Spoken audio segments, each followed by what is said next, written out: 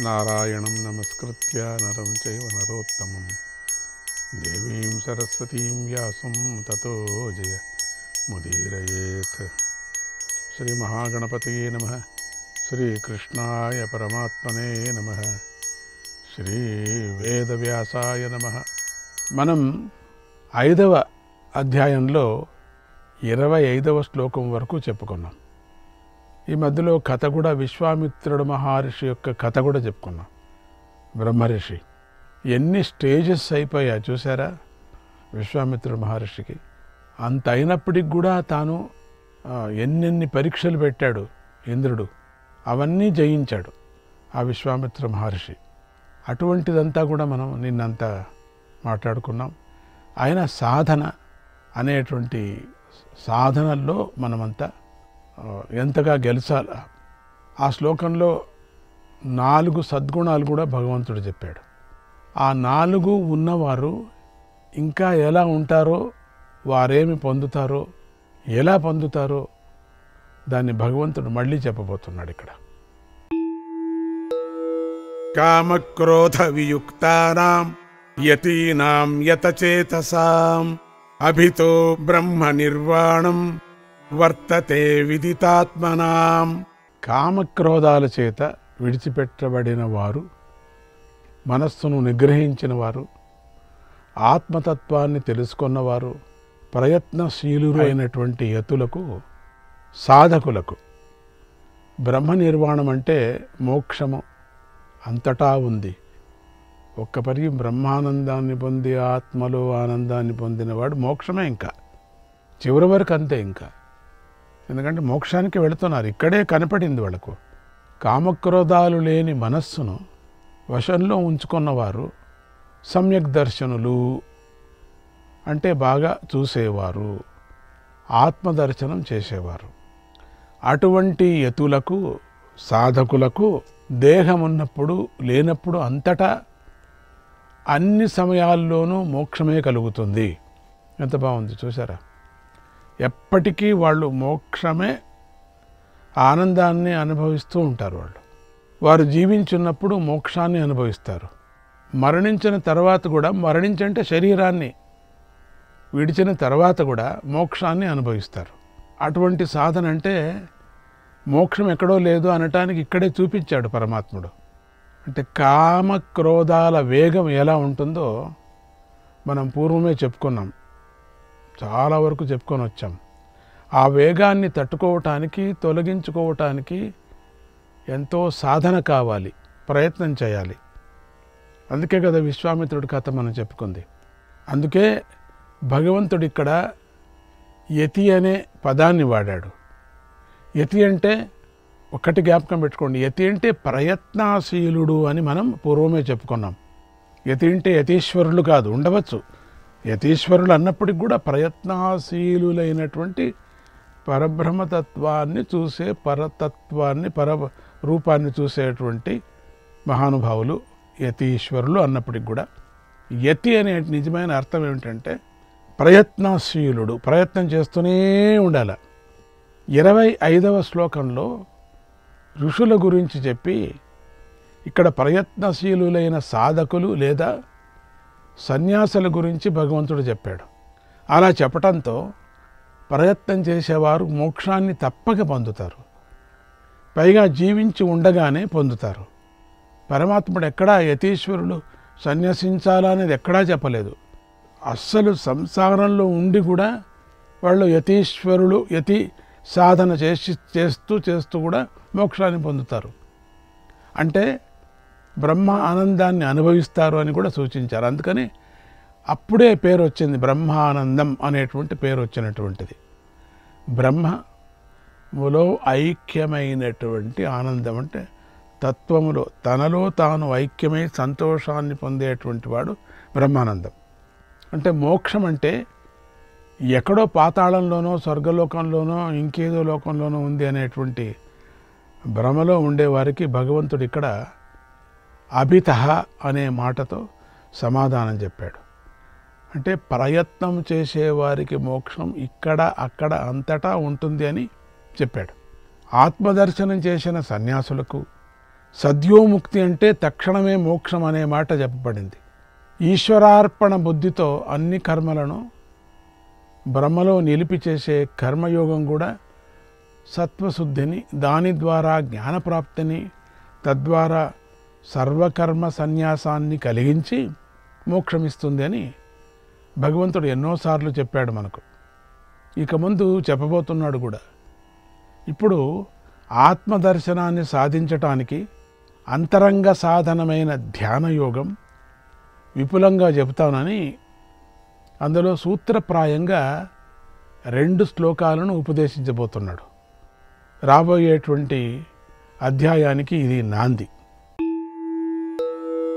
స్పర్శాన్ కృత్వా బహిర్బాహ్యాన్ చక్షుశ్చైవాంతరే భ్రువోః ప్రాణాపానౌ సమౌ కృత్వా నాసాభ్యంతరచారిణౌ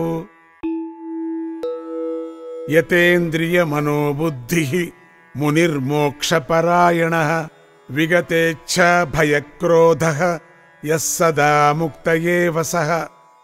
ఎవడు బయటి నుంచి వచ్చే శబ్దము, స్పర్శ మొదలైన విషయాలను బయటే ఉంచి చూపును కనుబొమ్మల మధ్యలో నిలిపి ముక్కులోపలే సంచరించే ప్రాణాపాన వాయువులను సమం చేసి స్వాధీనపరుచుకున్న ఇంద్రియాలు, మనస్సు, బుద్ధి కలవాడై కోరిక, భయము, కోపము అనే వాటిని విడిచిన వాడై మోక్షమొక్కటే లక్ష్యంగా కలవాడై తత్వాన్ని మననం చేస్తూ ఉంటాడో అతడు ఎల్లప్పుడూ ముక్తుడే అవుతాడు అన్నాడు భగవంతుడు. ఇది దీని సారం. ఇక్కడ భగవంతుడు ధ్యాన యోగం అనే పెద్ద కొండను 2 శ్లోకాల్లో, ఆ శ్లోకాల్లోనే అద్దంలో పూర్తిగా చూపించేశాడు. పెద్ద పెద్ద శ్లోకాలు ఇవి. చెవి మొదలైన వాటి ద్వారా బయటి నుండి బుద్ధి లోపలికి ప్రవేశించే శబ్దము మొదలైన విషయాలను బయటే ఉంచేయాలి. అది మంచి సాధన. అది అంటే ఏకాగ్ర బుద్ధితో వాటిని జయించాలి. ఏకాగ్ర బుద్ధి ఉంటే అవి వినపడవు. దాన్నే యోగంలో కర్ణ సమాధి అంటారు. కర్ణ సమాధి అంటే వినపడుకోకుండా చేసుకోవటం, చెవులు వినపడుకోకుండా చేసుకోవటం, చెవులో ఆ శబ్దం రాకోకుండా చూసుకోవటం. అది ఎట్లా అంటే నువ్వు ఏకాగ్రతో ఉన్నప్పుడు వినపడవు. ఏదో పరధ్యానంగా ఉండేటువంటి వాళ్ళు మాట్లాడినే వాళ్ళకేం అర్థం కాదు. మామూలు పరధ్యానం అది, మామూలు ఇంకేదో తాపత్రయ ధ్యానంగా ఉంటారని అంత మాత్రం. అది ఉదాహరణ కదా, దానికన్నా ఉదాహరణ ఏముంది? వాళ్ళకి అదే యోచన, అయ్యో రేపు పొద్దున ఎట్లపా అప్పులు వాళ్ళు వస్తారో, అప్పు కట్టాలా అని, ఏ విధంగా నేను అప్పు తీర్చుకోవటానికి సాధ్యమవుతుందో అనే యోచన చేస్తూ ఉంటారు. ఎట్లా నేను తీర్చుకోవాలా అనేటువంటిది. అప్పుడు ఎవరైనా మాట్లాడించినా కూడా వాళ్ళకు చూడరు. అంటే ఆ ఏకాగ్రత ఉంటారు. ఏమవుతుందో ఏమవుతుందో. కేవలం సంసార సుఖభోగాలతో సంబంధించిన దుఃఖాలతో, నీకు తాపత్రయాలతో పడి నువ్వు ఏకాగ్రతో, అది కూడా ఏకాగ్రతనే అయినప్పటికీ అది శుద్ధమైన ఆత్మాన్ని, అంటే హర్షడ్వర్గాల్ని జయించినటువంటి ఏకాగ్రత కాదు. అది భయంతో కూడినటువంటిది. అది భార్య అయితే ఏం పరధ్యానంలో ఉంటారు ఎప్పుడు. అప్పుడు దానికి ఎట్లా చెప్పడానికి తెలియదు పాపం భర్తకు. అయ్యో నా కష్టం నాకు రేపు పొద్దున్న 9 గంటలకు వస్తుంది నాకు ప్రాణం మీద అని అనుకుంటాడు. అట్లా కేవలం ఈ తాపత్రయాలకే ఏకాగ్రత ఉన్నప్పుడు శబ్ద సమాధి చేస్తున్నావు, కర్ణ సమాధి. అది ఉదాహరణ కదా. అంటే చేయగలవు అనటానికి సాక్షి అది. అంటే ఏకాగ్ర బుద్ధితో వాటిని జయించాలి. వాటిని గురించి చింతించకుండా ఉంటే అవి లోపలకు రావటం మానేస్తాయి. దాన్నే గురించి చింతిస్తే మాటిమాటికి లోపలికి వస్తూ ఉంటాయి. దాన్ని గురించి చింతించుకోకుండా నువ్వు ఉన్నప్పుడు ఏవి రావు. అలా చేసి లేదా అలా చేయటానికి చూపును కనుబొమ్మల మధ్యలో నిలపాలి. ముక్కులోని ప్రాణాపాన వాయు సంచారాన్ని సమానం చేసి ఇంద్రియాలను, మనస్సును, బుద్ధిని నియమించాలి. ధ్యానం చేసేవారికి కోరిక కానీ, భయం కానీ, కోపం కానీ ఉండరాదు. అది జ్ఞాపకం పెట్టుకోండి. మాటిమాటికి కోపించుకొని ధ్యానాన్ని గుచ్చుకోవటం చాట్లాగా చేయకూడదు. దత్తదర్శనంలో చూసాం కదా, ఏకాగ్రత కుదరని వాళ్ళు కోరిక కానీ, భయం కానీ ఉండకూడదు. మళ్ళీ ఎవరన్నా ఏమన్నా అంటారేమో అని భయం కూడా ఉండకూడదు. కోపం కానీ ఉండరాదు. అటువంటి సాధకుడు దేహంలో ఉంటూ కూడా తనకు మోక్షమే పరమగతి అని అనుకోవాలి. అలా అనుకునే సాధకుడు లేదా సన్యాసి సదా ముక్తుడే. అతడికి వేరే సాధించవలసిన పని లేదు అని ఇక్కడ తాత్పర్యం. ఈ 2 శ్లోకాలలో భగవంతుడు ధ్యానం ఎలా చేయాలో, ఎలా చేస్తే కలుగుతుందో చెప్పాడు. దీన్ని గమనించాలి మీరు, ఎట్లా చేస్తే మంచిదని. ఇక ఇప్పుడు ఈ రకమైన ఏకాగ్రత కలవాడు తెలుసుకోవలసింది ఏది అంటే దానికి సమాధానం భగవంతుడు చెబుతున్నాడు ఇక్కడ. భోక్తారం యజ్ఞ తపసాం సర్వలోకమహేశ్వరం సూర్దం సర్వభూతానాం జ్ఞాత్వా మాం శాంతిమృచ్ఛతి.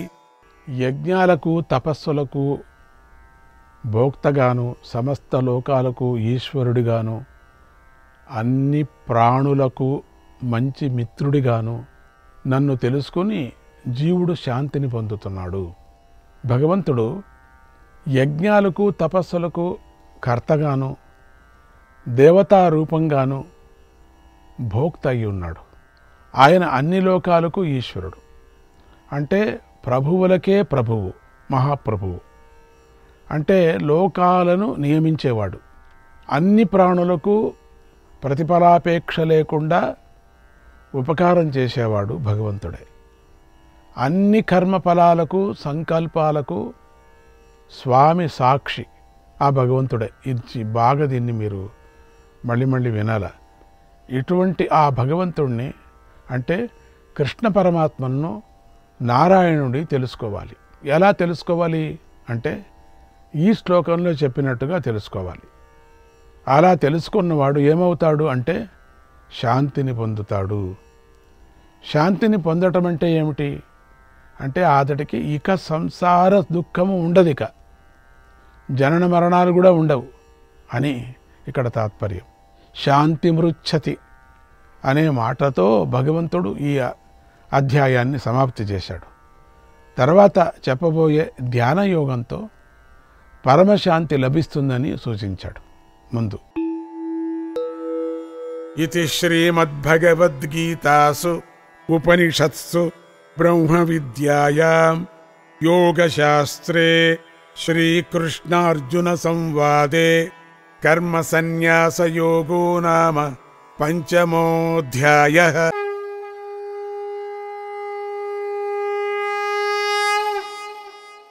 పంచమాధ్యాయ మహిమ, పింగళుడి కథ. పరమేశ్వరుడు పార్వతీదేవికి ఇలా భగవద్గీతలోని పంచమాధ్యాయ మహిమను చెప్పాడు. దేవి, మాద్రదేశంలో పురుకుత్సం అనే పురం ఉంది. అక్కడ మంచి పండిత వంశంలో పింగళుడు అనేటువంటి విప్రుడు పుట్టాడు. కానీ పింగళుడికి మంచి బుద్ధులు రాలేదు, చెడు బుద్ధులు వచ్చాయి. పండిత పుత్ర మూర్ఖ అని అంటాం అన్నట్టుగా వచ్చేసింది. దుట్టులతో సాంగత్యం చేశాడు. అందువల్ల అతడికి వేదాలు చదవాలనే ఆసక్తి కూడా కలగలేదు, శాస్త్రాలు చదవాలనే బుద్ధి కూడా పుట్టలేదు. ఒక్కటి పాట పాడాలని, నాట్యం ఆడాలని మాత్రమే బుద్ధి పుట్టింది. పాడాలా, నాట్యం ఆడాలా, వాటి మీదే దృష్టి నిలిపి వాటిని నేర్చుకున్నాడు. వాటిలో మంచి పట్టు సంపాదించాడు, పాటలలో మరి నాట్యంలో కూడా. ఒకనాడు రాజుగారి దగ్గరికి చేరి తన యొక్క ప్రతిభను చూపించాడు. గాయకుడిగా మంచి పదవి పట్టేశాడు. ఈ స్థాయిలో ఉన్నటువంటి పింగళుడు పద్ధతిగా నడుచుకోలేదు, బుద్ధిగా కూడా ఉండలేదు. రకరకాల వారితో స్నేహాలు పెంచుకున్నాడు. దాంతో కొత్త కొత్త దురభ్యాసాలు అలవాటు చేసుకున్నాడు. దుర్వ్యసనాలకు వశుడయ్యాడు.